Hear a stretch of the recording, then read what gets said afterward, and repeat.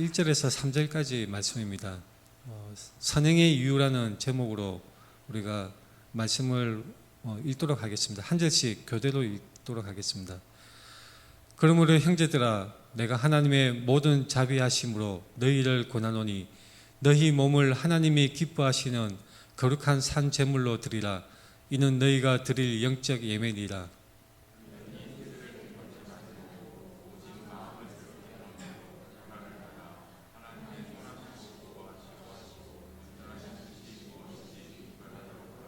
같이 읽겠습니다.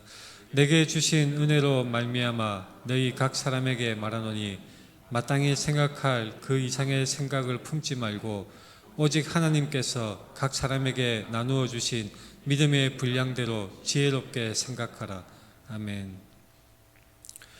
우리가 이 시간 앞뒤 좌우를 둘러보면서 밝게 웃는 얼굴로 서로 인사하겠습니다. 만나서 반갑습니다. 사랑합니다. 반갑습니다.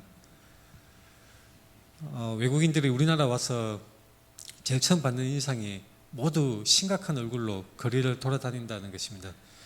우리 속마음은 그렇지 않은데 우리가 저도 모르게 여러분들도 자신도 모르는 사이에 거리를 가면서도 또는 심지어는 예배당에 와서도 아주 심각하고 근엄한 표정으로 그렇게 표정을 짓고 있는 것을 자주 보게 됩니다.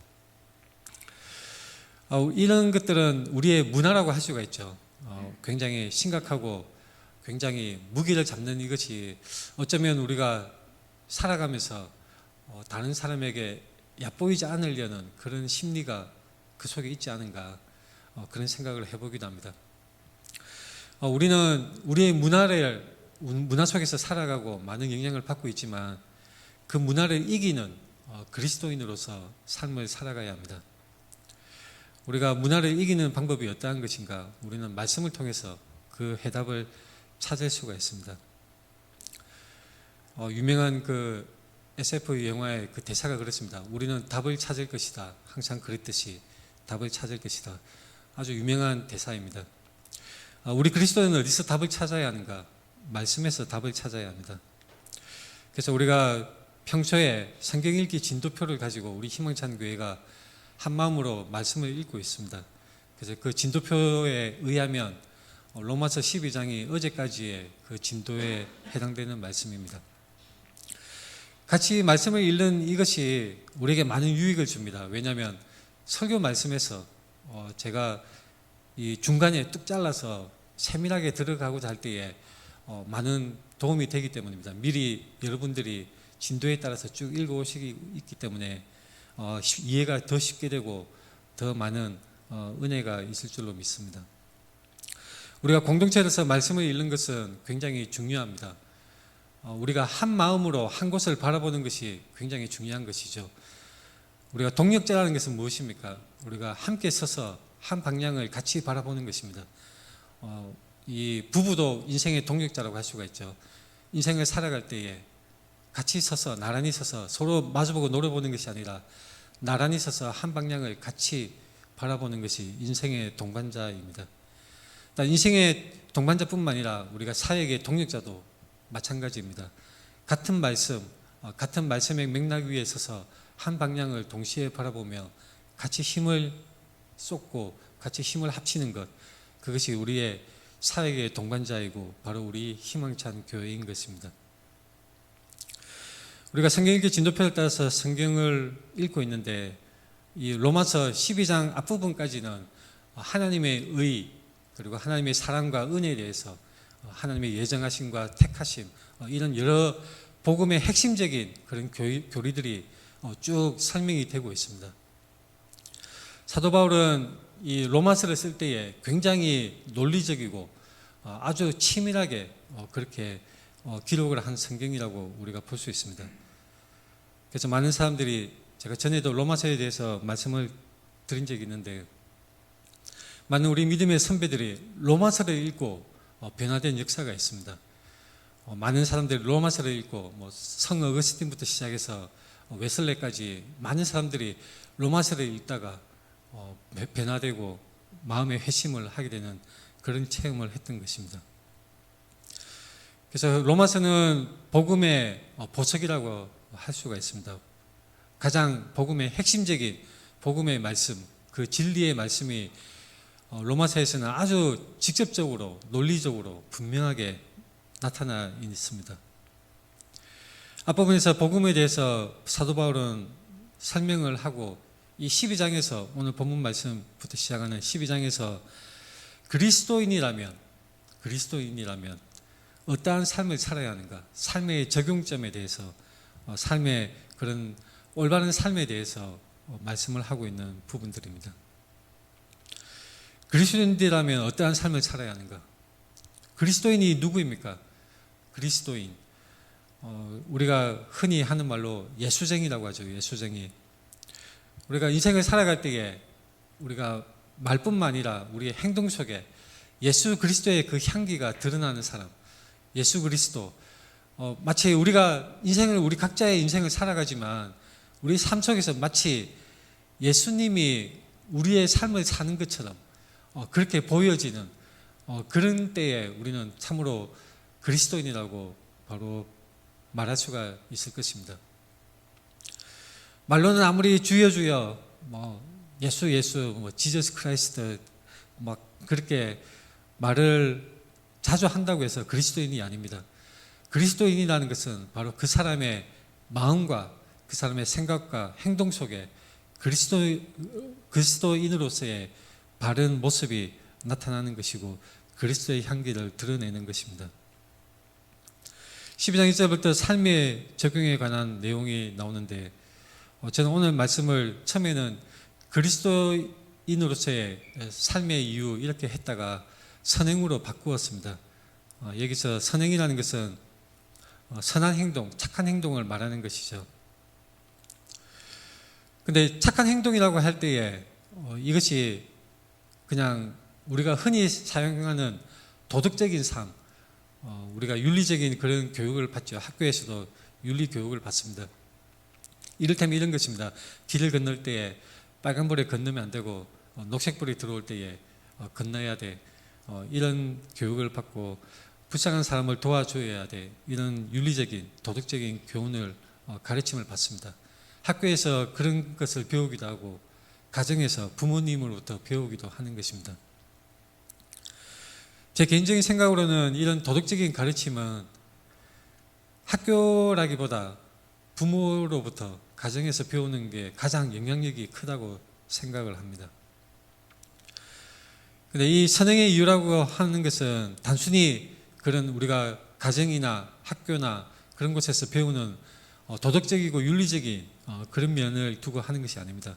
여기서 선행이라는 것은 바로 선한 행동, 그 중에서도 궁극적인 선한 행동, 바로 그리스도를 믿는 사람으로서 그리스도를 믿는 사람이라면 마땅히 행해야 될 그런 삶의 덕목들, 삶의 모습들을 지칭하기 위해서 선행이라고 표현을 했습니다. 우리는 선행 중에 단순히 윤리적인 면이 아니라 그리스도인으로서 결부시켜서 오늘 이 선행에 대해서 또한 그 이유에 대해서 같이 생각해보는 시간을 가졌으면 합니다. 사람은 말과 행동을 할 때 본능적으로 하는 경우가 있습니다.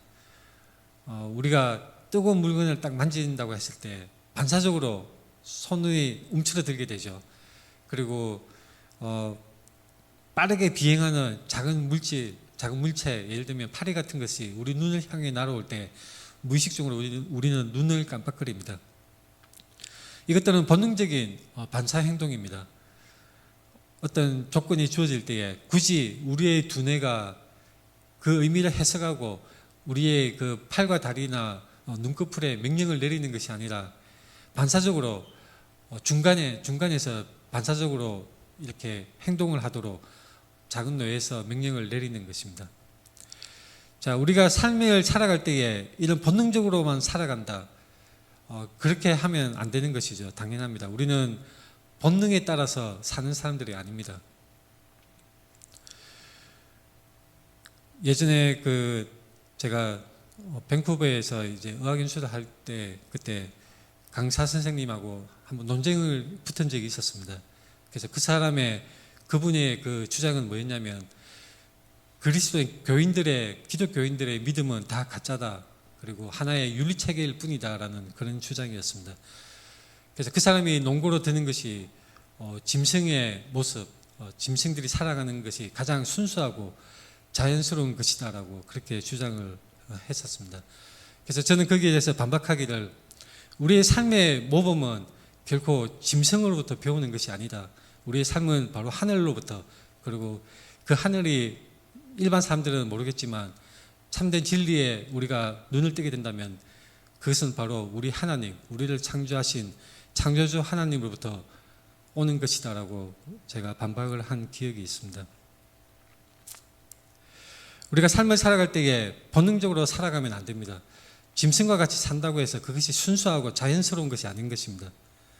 짐승은 그저 본능에 따라 살아가는 동물들이고, 우리는 짐승으로부터 삶의 모범, 도덕적인 어떤 모델을 배울 것이 아니라 우리는 하나님으로부터, 하나님의 말씀으로부터, 하나님의 성품으로부터 그것을 배우고, 또한 그런 부분들이 우리의 삶 속에 나타나도록 우리는 힘써야 할 것입니다. 근데 많은 사람들은 본능적으로 살아가는 사람들이 있습니다. 교회를 다닌다고 하면서, 믿음 생활을 한다고 하면서 그저 자기 마음에 충동이 일어나는 대로, 내가 뭔가 믿음의 충동이 일어나, 내 마음속에 뭔가 짜릿한 전율이 일어나, 나에게 카타르시스가 있어. 자, 이런 것이 있을 때만 교인으로서 행동을 하고, 그렇지 않으면 자기 마음대로 거리낌 없이 마음대로 살아가는 본능적인 짐승같이 살아가는 사람들이 있습니다. 자, 그것은 바른 신앙의 모습이 아닌 것입니다. 우리가 신앙생활을 할 때에 그저 느껴지는 대로, 이 마음에 가는 대로, 그대로 흘러가는 대로 그렇게 살게 된다면 그저 본능에 충실한 짐승과 같은 삶이고, 그것은 결코 바른 신앙의 모습이 아닙니다. 또 어떤 사람들은 이런 사람들이 있습니다. 율법에 그대로, 문구 그대로 율법을 붙들고 자신의 의로움을 완성하려고 하는 사람들이 있습니다. 그런 사람들은 그저 삶의 모든 동기, 삶의 행동의 그런 원칙이 오로지 율법에 의해서 결정되는 것을 볼 수가 있습니다. 심지어는 많은 목사들도 그렇게 살고 있고 그렇게 잘못 가르치는 경우가 많은 것을 관찰할 수가 있습니다.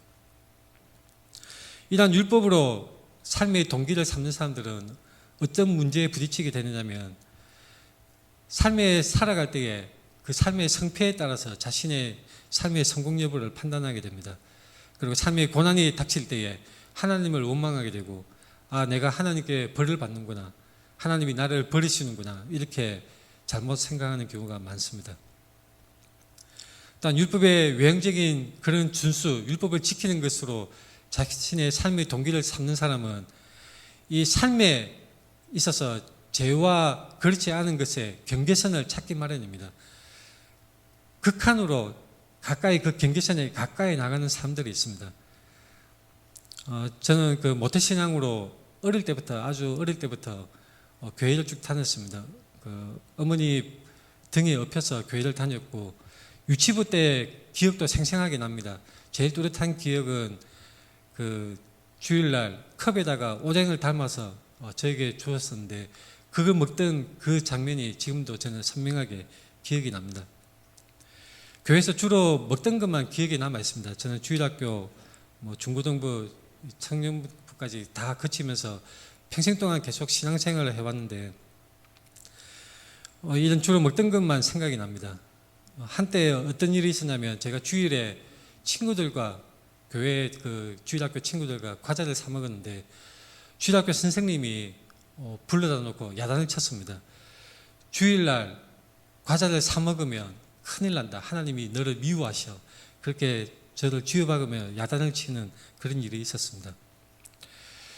그래서 저는 그렇게 생각했습니다. 과자를 사 먹으면 안 된다. 그러면 내가 돈을 가지고 과자가 아닌 다른 것을 사 먹을 수 있을까? 경계선을 찾았던 것이죠. 내가 그 교회 선생님이 가르쳐주는 죄라고 시작했다는 그 경계선, 거기까지 조금씩 발을 더 내밀어 보는 것입니다. 자, 이런 식으로 율법적인 삶을 사는 사람들이 있습니다. 내가 무엇을 하면 안 돼, 내가 무엇을 해야 돼, 이런 경계선을 늘 찾아서 그것을 가르쳐주는 사람을 찾아다니는 사람들이 있습니다. 심지어는 제가 활동하는 그 인터넷 카페에서도 질문들이 숱하게 올라옵니다. 주일날 뭐 하면 되나요? 안 되나요? 내가 무엇을 하면 되나요? 안 되나요? 이런 구체적인 삶의 결정에 있어서 그 경계선이 어디인지를 뚜렷하게 누군가가 뭔가 목회자로서 누군가가 권위 있는 그런 답변으로서 들려주기를 원하고 그것을 찾아다니는 사람들이 많이 있는 것입니다. CC 활동을 할 때는 그동안 제 동료 중에는 그런 사람들이 있었습니다. 식사 기도는 자기는 500원짜리까지만 기도를 하지 않고 500원 이상이면 기도를 해야 된다. 식사 기도를 해야 된다. 그런 자신의 나름대로의 규칙을 정해놓고 그대로 행하는 그런 사람도 있었습니다. 우리가 믿음 생활할 때, 신앙 생활할 때에 수많은 규정을 쌓아놓고 그것을 잘 지키는 것이 신앙생활을 잘하는 것일까요? 자, 우리는 이 하나님의 그 말씀을 올바로 이해를 해야 합니다. 하나님의 말씀을 읽을 때에 우리가 이 율법을 지켜야 된다. 그래서 율법 준수가 마치 구원에 이르는 유일한 길인 것으로 구원을 받는 그런 방법으로 생각을 하고 율법에 얽매여서 율법대로 살아가고 결국은 그 사람들이 만약에 자신의 의로움으로 하나님의 기준에 합당하고자 하게 되면 그 사람은 실패하는 인생이 되고 맙니다. 그런 믿음은 잘못된 믿음입니다. 왜냐하면 제가 숱하게 이 설교 자리에서 강조를 하고 있는 것처럼 율법의 그 준수로는 결코 우리 자신의 행위로는 우리가 하나님 앞에서 어렵다함을 받을 수가 없습니다. 그것은 결코 불가능한 것입니다. 오직 우리는 하나님을 믿음으로 말미암아 구원을 받습니다. 우리는 하나님의 믿음으로 말미암아 구원을 받고 하나님의 자녀로 어렵다함을 받는 것입니다. 그래서 하나님께서는 그런 사람을 하나님의 자녀로 어렵다 하여 주시고 인도하여 주시고 함께하여 주시는데 이 믿는 사람은 이 로마서 말씀을 읽을 때에 또 혼동할 수 있습니다. 우리가 자세히 보면 믿는 사람이 어떻게 살아야 할 것인가 그럴 때 로마서 자체의 표현에서 우리가 혼동할 수가 있는데 예를 들면 이런 것들입니다. 로마서 8장 5절에 육신을 따르는 자는 육신의 일을, 영을 따르는 자는 영의 일을 생각하나니. 자, 이 말씀을 잘못 받아들이게 되면 육신에 있는 것은 모두 악한 것이야. 그래서 육신의 모든 일들은 다 버려야 돼. 영을 따르는 자, 영의 일을 생각한다고 했으니 오직 거룩한 영의 일을 생각해야 돼. 그래서 흔히 말하는 교회에 나와서 교회 일을 하면 거룩한 일이고 학교에서 공부하고 회사에서 일하는 것들은 세상 일이고 이런 식으로 이분법적인 그런 삶의 규정을 지어버리고 살아가는 잘못된 사람들이 있습니다.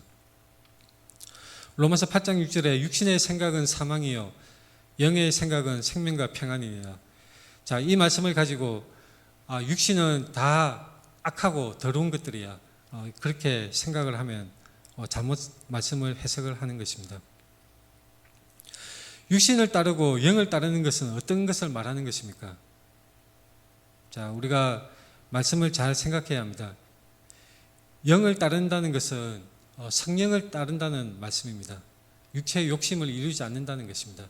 육체의 소욕을 따르는 것이 바로 육에 따르는 것이고 육적인 삶을 사는 것입니다. 제가 왜 이 내용을 길게 말씀을 드리냐면 우리가 로마서를 읽을 때에 로마서를 이해하기 위해서는 사도 바울의 이런 표현에 대해서 우리가 익숙해질 필요가 있는 것입니다. 육체의 일 그리고 영의 일, 헬라적 사고방식으로는 육체의 일은 따로 있고 영의 일은 따로 있고 그리고 그리스 철학자들이 주장하는 대로 육체는 영혼의 감옥이어서 영혼은 이 육체를 떠나서 해방되어서 보다 높은 차원 이데아의 세계로 들어가야 된다. 이것이 그리스 철학에서 가르치는 이분법적인 이론입니다. 그러나 복음은 결코 그렇게 가르치고 있지 않습니다. 영과 육 분리해서 영혼만 구원받는 그런 식으로 가르치는 것이 아닌 것입니다. 그리스 철학은 영혼이 해방되어서 이데아로 가는 것으로 가르치고 몸, 이 육체는 거기에 방해물이 되고 감옥이 되고 거리낌이 되는 것으로 생각을 하겠지만 복음은 결코 그렇게 말씀하고 있지 않습니다. 자, 오늘 본문에서 그러므로 형제들아 내가 하나님의 모든 자비하심으로 너희를 권하노니 너희 몸을 여기서 몸이라고 했을 때 이 사도 바울이 여기서 몸이라고 지칭하는 것은 무엇을 말하는 것입니까? 우리가 먹고 소화하는 이 몸, 만져지는 이 몸, 이것을 말하는 것일까요? 여기서 몸은 사도 바울의 다른 성경의 구절에서 사용되는 것처럼 몸은 우리의 전체적인 우리의 자신을 말씀하고 있는 것입니다. 우리의 몸. 헬라인들은 몸과 영혼을 분리해서 생각해서 몸은 더럽고 탈피해야 할 것, 영혼은 보다 나은 차원 이데아로 가는 것으로 생각을 하였지만 사도 바울은 그렇지 않습니다. 몸은 바로 우리 자신을 여기서 말씀하고 있습니다. 그래서 우리의 몸을 하나님이 기뻐하시는 거룩한 산 제물로 드리라고 말씀하고 있습니다. 산 제물로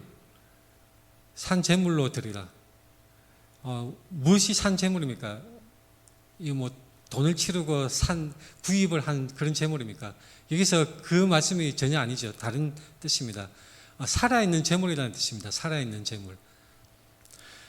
근데 제물은 우리가 알다시피 각을 떠서 이렇게 불에 태워서 드리는 그런 제사를 우리가 쉽게 연상하기 쉬운데, 자, 제물은 반드시 죽임을 당하게 되죠. 근데 이 말씀에서는 이상하게도 산 제물로 우리 몸을 드리라고 합니다. 이것은 쉽게 말씀드리면 우리 자신의, 우리의 모든 것, 우리 자신을 하나님께 드리라는 그런 의미를 가지고 있습니다. 산 제물로 드리라, 이 말씀은 또한 그런 의미가 있습니다. 제물은 죽이면 그냥 죽는 것으로, 한번 죽는 것으로 제물은 효용 가치가 없어져 버립니다. 그런데 제물이 계속 살아있으면, 산 제물로 드리게 되면 계속해서 제물로 또한 드리게 됩니다. 그래서 어떤 신학자는 이 말씀 속에는 계속해서 끊임없이 하나님께 드리라는 의미가 있다고 주장을 합니다. 저는 일리가 있는 해석이라고 생각합니다. 우리 몸을 하나님이 기뻐하시는 거룩한 산 제물로 드리라고 이 말씀이, 명령이 기록되어 있습니다. 우리는 우리 자신을 하나님께 드려야 하는 것입니다. 이 하나님께 드리는 것은 우리의 이 몸, 이 육신의 이런 육체만이 아니라 우리가 가지고 있는 모든 것, 우리 자신을 하나님께 제물로 드려야 하는 것입니다. 자, 그 다음에 이 말씀이 있습니다. 이는 너희가 드릴 영적 예배니라. 자, 굉장히 어려운 말씀이죠. 영적 예배가 어떤 것입니까? 영적 예배. 영적 예배라는 말이 굉장히 어렵습니다. 요한복음 4장 24절에서 그 수가성 여인과 만났었을 때에 예수님이 말씀하셨습니다. 영과 진리로 예배할지니라. 영과 진리로 예배할지니라. 근데 여기서 우리말에는 영적 예배와 이 요한복음 4장에 나오는 그 영과 진리로 예배하라는 그 말씀에 영으로 나오는 말이 우리말에는 똑같은 의미인 것처럼 나와 있지만 원문에서는 단어 자체가 다릅니다. 요한복음 말씀에서는 푸뉴마티, 말 그대로 영적으로 예배를 드리라는 그런 말씀입니다. 하지만 오늘 말씀에 이 너희가 드릴 영적 예배니라 할 때 이 영적이라는 말은 단어가 전혀 다르게 되어 있습니다. 로기켄이라는 그 단어로 표현되어 있습니다. 로기켄은 로기코스라는 말인데 로고스라는 말에서 파생된 말입니다. 그래서 무슨 말이냐면 합리적인, 그리고 영어로 말하자면 reasonable, 당연한, 마땅한 그런 의미를 가지고 있습니다. 그래서 말하자면 이는 너희가 드릴 영적 예배니라, 이 말씀의 직접적인 의미는 무엇이냐면 이것은 너희의 이치에 맞는 예배이다. 또 다른 말로 하자면 이것은 너희가 드릴 당연한 예배이다.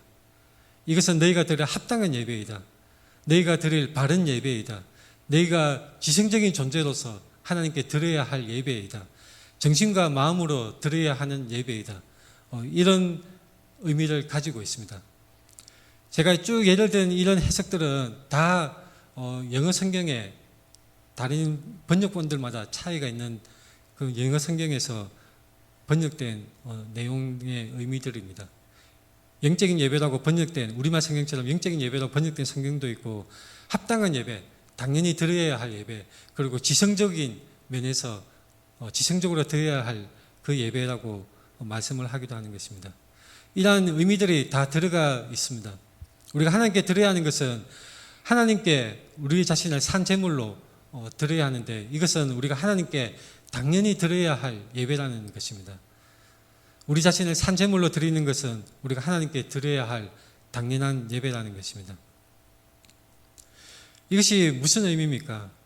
그리스도인들이 하는 예배, 하나님께 드리는 예배, 특히 이 1절에서 말씀하는 거룩한 산 제물로 우리 몸을 드리는 이 예배는 바로 우리의 삶의 모든 것을 하나님께 드리라는 그런 의미가 있습니다.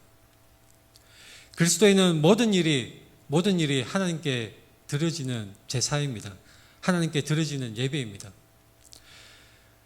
그래서 이 사도 바울이 의미하는 이 말씀의 의미는 우리 모든 그리스도인들이 우리가 먹고 마시고 사람들을 만나서 대화를 나누고 학교에서 공부하고 직장에서 일을 하고 사업을 하고 이 모든 일들이, 모든 삶의 영역 하나하나까지가 다 하나님께 드려져야 한다는 의미를 가지고 있습니다.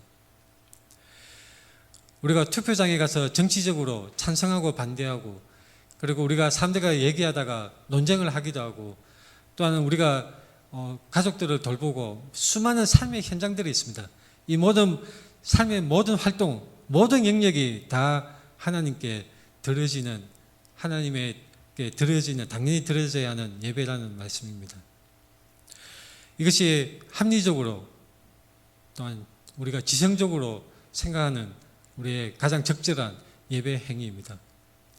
또한 이것은 복음의 형상을 따라 삶으로 표현되는 예배입니다. 그리스도를 닮아가는 예배입니다. 복음으로 빚어서 복음으로 말미암아 우리의 삶이 변화되고, 그 변화된 삶으로 말미암아 우리의 삶의 모든 영역이 우리 하나님께 드려지는 우리의 일상의 생활, 이것이 바로 하나님께 드려지는 예배인 것입니다. 우리가 이 말씀을 읽는 것은 우리에게 큰 충격이 별로 없습니다. 우리가 자주 접하는 말씀이기도 하고, 우리말로 읽을 때는 그렇게 큰 감흥이 없을 수도 있습니다. 하지만 이 말씀을 직접적으로 읽었던 당시 헬라 철학에 익숙했던 사람들은 이 말씀이 굉장한 충격과 또한 생경한 말씀이었다고 생각이 됩니다. 몸과 영, 굉장히 이분법적으로 생각하는 사람들에게 있어서 이것은 우리 모든 삶의 영역까지 하나님께 드려져야 된다고, 그것은 굉장한 충격이었을 것입니다. 우리는 교회 이름은 교회 일, 세상 이름은 세상 일, 구분해서 이분법적으로, 이원론적으로 생각하는 그런 습관에 우리도 젖어 있습니다. 하지만 우리는 이 말씀에 의해서 우리는 우리 삶의 모든 부분까지, 우리의 모든 영역까지 다 하나님께 드려져야 함을 분명히 알아야 합니다. 2절에서는 너희는 이 세대를 본받지 말고 오직 마음을 새롭게 함으로 변화를 받아 하나님의 선하시고 기뻐하시고 온전하신 뜻이 무엇인지 분별하도록 하라. 자, 이 세대를 본받지 말고, 이것이 무슨 뜻입니까? 이 세대를 본받다. 어떤 사람은 이렇게 설명하기도 합니다. 너희를 둘러싼 세계가 그 세계 속에 너희를 끌어다가 맞추도록 그렇게 허용하지 말라고 그렇게 설명을 하기도 합니다. 굉장히 의미가 있는 해석이라고 생각합니다. 우리는 더 이상 이 세상이 살아가는 방식, 이 세상이 요구하고 원하는 방식으로 살아가서는 안 되는 것입니다. 세상이 살아가는 방식이 너무나 우리 주변을 다 둘러싸고 있습니다.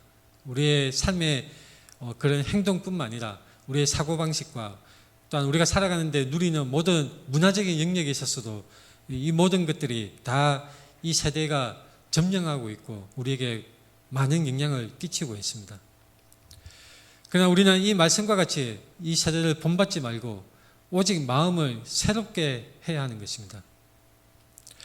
성경에 마음이라는 것이 많이 나옵니다.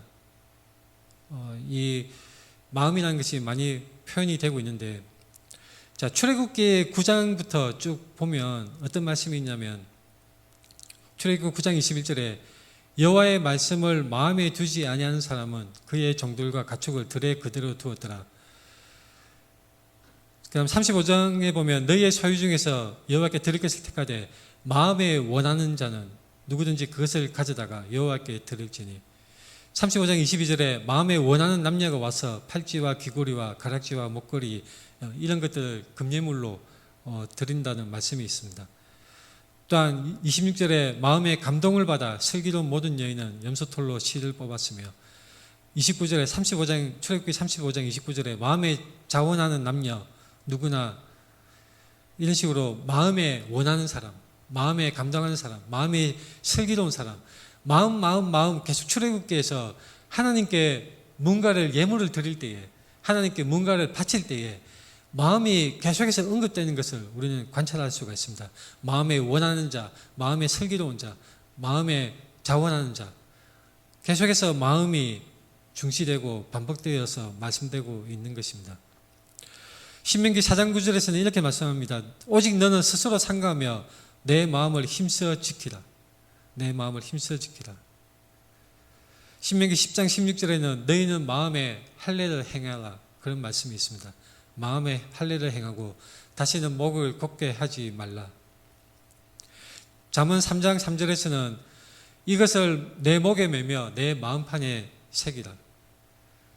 7장 3절에서도 내 마음판에 새기라는 말씀이 있습니다. 고린도후서 3장 3절에서는 너희는 우리로 말미암아 나타난 그리스도의 편지니 이는 먹으로 쓴 것이 아니요 오직 살아계신 하나님의 영으로 쓴 것이며 또 돌판에 쓴 것이 아니요 오직 육의 마음판에 쓴 것이라. 자, 이 마음이 굉장히 중요한 것입니다. 마음에 자원하는 것이 너무나 중요합니다. 마음이 정말 중요한 것입니다. 그저 겉으로만 율법을 준수하고 겉으로만 율법의 어떤 조건을 충족시키기 위해서 그렇게 억지로 하는 것은 전혀 하나님께서 기뻐 받으시지 않습니다. 500원 이하라고 해서 기도를 안 하고 500원짜리 이상이라고 해서 음식을 가지고 하나님 앞에 식사 기도를 하고 주일에 과자를 사 먹지 않고, 자, 이런 것들을 억지로 하게 된다면 억지로 하는 것은 전혀 하나님이 기뻐 받으시는 것이 못 되는 것입니다. 또한 제가 앞에서 잠깐 말씀드렸다시피 마음과 이 감정을 우리는 구별해서 생각해야 합니다. 감정과 마음을 혼동하는 사람들이 있습니다. 그래서 감정에 느껴지는 대로, 감정이 충동하는 대로, 본능대로 이렇게 신앙생활을 하는 사람들이 있는데 그것은 아주 잘못된 것입니다. 우리가 신앙생활을 하면서 종교적인 흥분, 종교적인 그런 신앙적인 마음이 들 수가 있습니다. 감정이 느껴질 때가 있습니다. 눈물이 흐르고 막 감정이 흥분되고 고양되는 경우가 있을 수 있습니다. 하지만 중요한 것은 그런 느낌이나 충동 자체가 우리의 마음 전체가 아니라는 것입니다. 우리 마음의 중심은 우리의 자아가 결정하는 것이고 우리의 결정은 감정과 다를 수가 있습니다. 그래서 감정과 이 마음을 구분해서 우리는 잘 분별해야 합니다. 신앙생활 오래 한 사람들도 이것을 혼동해서 착각하는 경우가 많이 있습니다. 예를 들면 이런 것입니다. 내가 기도를 막 열심히 하는데, 뜨겁게 하는데 순간 갑자기 내 마음속에 뭔가 충동이 막 일어납니다. 자, 우리는 그것을 이것은 하나님이 나에게 주신 감동이야. 자, 그렇게 섣불리 결정을 내려서는 안 되는 것입니다. 우리가 막 기도 열심히 하는데 어떤 사람이 막 떠오른다. 물론 성령님께서 떠오르게 하셔서 그 사람을 위해서 기도하라고 하실 수도 있지만 그것은 우리 마음에서 여러 가지 온갖 생각들이 오가는 중에 수많은 생각 중에 하나일 수도 있음을 우리는 결코 잊지 말아야 합니다. 우리는 마음이 만들어내는 감정, 마음이 생성하는 여러 가지 흥분이나 심상이나 심지어는 어떤 음성일지라도 그것이 전적으로 하나님께서 주신 것이라고 그렇게 단정해서 속아 넘어가면 안 됩니다. 만약에 그 모든 것들을 하나님이 주신 것이라고 단정을 해버리면 우리는 굉장히 속기 쉬운 사람이 됩니다.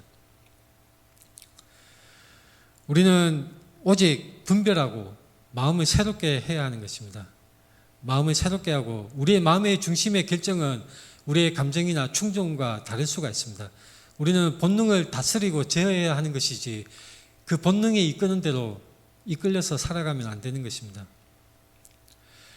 사도행전 21장에서 사도 바울이 그 예루살렘을 향하여 갈 때에 많은 그 주변 사람들이 만류를 하였었습니다. 그때 사도 바울의 했던 말씀이 이것입니다. 어찌하여 울어 내 마음을 상하게 하느냐. 이 성령님의 인도하심대로 사도 바울이 행하는 것 중에서도 마음이 상하게 하는 일이 있었습니다. 그리고 예수님도 마찬가지입니다. 요한복음 12장에서 지금 내 마음이 괴로우니 무슨 말을 하리요. 아버지여 나를 구원하여 이 때를 면하게 하여 주옵소서. 자, 우리가 마음에 느끼는 괴로움, 마음에 느끼는 그런 번민, 갈등, 이런 것들이 전적으로 하나님의 뜻과 반대된다고 우리는 생각해서는 안 됩니다. 우리는 하나님의 뜻, 하나님의 말씀을 성숙한 믿음대로 바르게 판단하고 그 말씀이 분명하게 옳다면 아무리 우리의 마음이, 우리의 이런 처지가 굉장히 어렵고 쓰고 아플지라도 우리는 말씀을 쫓아서 순종해 가야 하는 것입니다. 우리는 말씀대로 살아가야 합니다. 마음을 새롭게 함으로 변화를 받아야 합니다. 새롭게 한다는 것은 무엇일까요? 새 마음으로 우리가 살아가는 것입니다. 시편 51편 10절에 하나님이여 내 속에 정한 마음을 창조하시고 내 안에 정직한 영을 새롭게 하소서. 이 새롭게 하는 마음, 하나님께서 새롭게 하시는 마음, 이 말씀은 성경 여러 곳에서도 말씀되고 있습니다. 에베소서, 골로새서, 디도서 이런 말씀에서도 성령의 새롭게 하심, 새롭게 하시는 그런 부분들이 나와 있습니다. 우리는 이 마음을 새롭게 함으로 변화를 받아야 합니다. 이 변화라는 것은 단순히 외모만 꾸미고 외형적으로 그저 율법적인 행동으로 겉으로만 꾸미는 것이 아니라 우리 근본적인 마음의 동기, 근본적인 마음의 중심이 변화를 받아서 하나님을 기뻐해 드리는 새 마음으로 살아가야 하는 것입니다. 이것은 어떻게 해야 합니까? 날마다 새롭게 되어야 합니다. 날마다. 우리는 날마다 우리 인생을 살아가면서 날마다 늘 새롭게 함을 받아야 합니다. 누가복음 9장 23절에 예수님이 이렇게 말씀하셨습니다. 나를 따라오려거든 자기를 부인하고 날마다 제 십자가를 지고 나를 따를 것이니라. 자, 우리는 날마다 우리의 마음을 새롭게 하고 하나님의 선하시고 기뻐하시고 온전하신 뜻이 무엇인지 분별해야 하며 우리는 이것을 평생 동안 계속해서 지속해 나가야 합니다. 마지막으로 이 로마서 12장 3절 마지막 말씀은 사실은 이 말씀과 앞에 1절과 2절은 약간의 단락 구분이 있습니다. 그래서 처음에는 1절과 2절까지만 본문을 했다가 제가 3절까지 포함시킨 것은 바로 절제에 대해서 우리가 생각할 필요가 있기 때문입니다. 내게 주신 은혜로 말미암아 너희 각 사람에게 말하노니 마땅히 생각할 그 이상의 생각을 품지 말고 오직 하나님께서 각 사람에게 나눠주신 믿음의 분량대로 지혜롭게 생각하라. 지혜롭게 생각하라. 이것은 우리말에는 지혜롭게 생각하라는 말로 나와 있지만 원문의 의미는 분명하게 직설적으로 우리가 번역한다면 겸손하고 절제하여서 생각해라는 그런 의미가 있습니다. 각 사람에게 나눠주신 믿음의 분량대로 우리는 겸손하고 절제하면서 생각을 해야 하는 것입니다. 우리 앞에도 나왔다시피 분별하고 생각하다, 이것이 굉장히 중요합니다. 자, 우리가 인생을 살아가면서 무엇이 하나님의 뜻인가, 무엇이 하나님의 인도하심인가 생각할 때에 우리가 늘 알고 있는 경계선이 없는 경우가 많이 있습니다. 우리가 새로운 상황, 새로운 현상에, 새로운 처지에 놓였을 때에 어느 쪽이 과연 하나님이 기뻐하시는 방향인가, 어느 쪽이 하나님께서 인도하시는 것인가, 우리가 선뜻 결정을 내리기 어려운 경우가 있습니다. 우리는 성숙하게 믿음의 분량대로 분별하고 지혜롭게 생각을 해야 합니다. 또한 겸손하게 우리가 겸손하게 절제하여서 그것을 또한 생각해서 하나님의 뜻이 무엇인지 잘 분별하고 그대로 살아가야 하는 것입니다. 우리가 선행을 하는 이유가 무엇입니까? 우리가 그리스도인으로서 복음에 합당한 삶을 살고 감당해야 하는 이유가 무엇입니까? 로마서 14장 6절에서 8절 말씀을 보면 이 어떤 날을 중히 여기고 어떤 날을 그렇지 않은 것을 여기는 사람에 대해서 말씀을 하는데, 그런 사람들도 주를 위하여 중히 여기고 또한 음식을 가리지 않고 먹는 사람들도, 가리는 사람도 그렇지 않은 사람도 주를 위하여 먹는다고 말씀합니다. 자, 우리가 무엇을 하든지 간에 신앙적인 행동, 종교적인 행동 또는 일상의 행동을 함에 있어서 무엇을 하든지 간에 모든 것은 다 하나님께 감사함으로 하는 것입니다. 우리가 선행하는 이유, 그리스도인으로서 복음에 합당한 삶을 살아가고 감당해야 하는 이유는 이것입니다. 하나님의 사랑과 은혜에 감사하기 위해서입니다. 그분의 사랑과 은혜에 감사하기 위해서 우리는 그러한 삶을 감당을 해야 합니다. 바로 하나님을 사랑하기 때문에 우리는 그리스도인의 삶을 살고 감당합니다. 결코 이것을 어기면 내가 지옥 가니까, 이것을 하면 하나님이 벌을 주니까, 자, 이런 굉장히 유아적이고 그런 어린 상태에서 벗어나서 우리는 하나님의 온전하신 뜻이 무엇인지 분별하고 성숙한 마음으로, 성숙한 신앙으로, 성숙한 판단으로 하나님의 뜻을 잘 분별하고 하나님을 기뻐하시는 대로 우리는 살아가야 하는 것입니다. 우리는 교만하면 안 됩니다. 우리는 하나님을 사랑하기 때문에 하나님의 은혜로 이 삶을 살아가는데 결코 우리는 교만해서는 안 되는 것입니다. 우리의 행위로 하나님 앞에 내세울 것은 아무것도 없고 오직 주님의 은혜에 대한 감사로 우리는 살아갑니다. 제가 우리 딸들이 어렸을 때에 우리 가족들이 저기 올림픽 공원에 가서 자전거 타는 것을 가르친 적이 있습니다.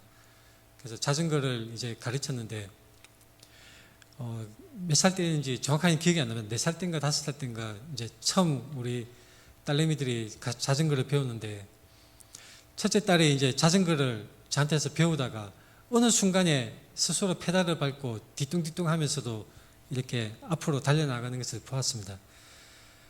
그때 엄청 뭉클했습니다. 그래서 하미 엄마는 눈물까지 흘렸습니다. 우리 딸이 자전거를 타는 모습을 보면서 와이프가 눈물을 흘렸는데, 그리스도인으로서 인생을 살아가는 것은 이 자전거 타는 것을 배우는 것과 굉장히 유사합니다. 우리가 하나님의 말씀으로 우리가 살아가고자 하는데 금방 우리는 넘어집니다. 그러나 우리는 넘어져도 다시 일어나서 다시 달리면 되는 것입니다. 때때로 우리가 알지 못하는 사이에, 우리가 의식하지 못하는 사이에 아빠가 뒤에서 잡아주고 계십니다. 자전거를 잡아주는 것처럼 저도 제 딸의 페달을 밟을 때 몰래 다가가서 뒤에서 이렇게 그 뒷부분을 잡아서 균형을 잃지 않도록 잡아준 적이 많이 있습니다. 근데 이제 스스로 갈 때에 걔는 제가 잡아준 것을 전혀 알지를 못했었죠. 그래서 아빠가 뒤에서 우리를 잡아주고 계신 것입니다. 아빠 하나님, 우리 하나님이 우리가 자전거를 배우듯이 우리의 인생을 살아갈 때에 말씀을 붙들고 살아가고자 노력하는데 우리는 금세 넘어지고 또 넘어집니다. 때로는 우리가 넘어져서 무릎이 까이고 피가 나기도 합니다. 고통스럽습니다. 힘듭니다. 하지만 우리가 다시 일어나서 계속해서 페달을 밟고 앞으로 나아갈 때에 우리는 점점 더 잘 타게 되고 하나님께서 원하시는 대로 우리는 살아갈 수가 있게 됩니다. 그래서 혼자 씩씩하게 달리는 모습을 보면 눈물이 날 정도로 흐뭇한 광경이 되는 것입니다. 우리가 우리의 인생에 말씀을 붙들고 하나님과 동행하며 앞으로 한 걸음씩 나아가야 합니다. 우리가 넘어질지라도 다시 일어나 주님을 부르고 주님의 손을 붙잡고 다시 일어서야 하는 것입니다. 같이 기도드리겠습니다.